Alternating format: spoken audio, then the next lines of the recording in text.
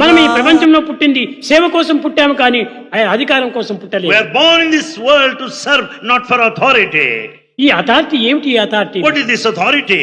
మనం సేవించడం కోసమని పుట్టాము. In fact, we are born to serve. భగవంతుడు పుట్టించిందేదంతా కూడా సేవ కోసమని పుట్టించాడు. In fact, God's creation is for service.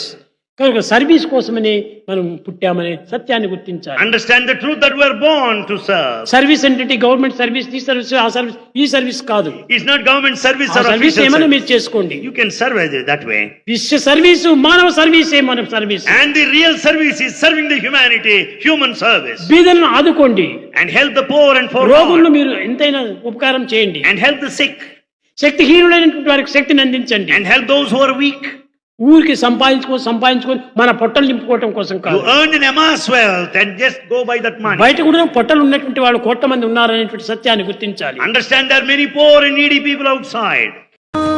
శరణం దేవా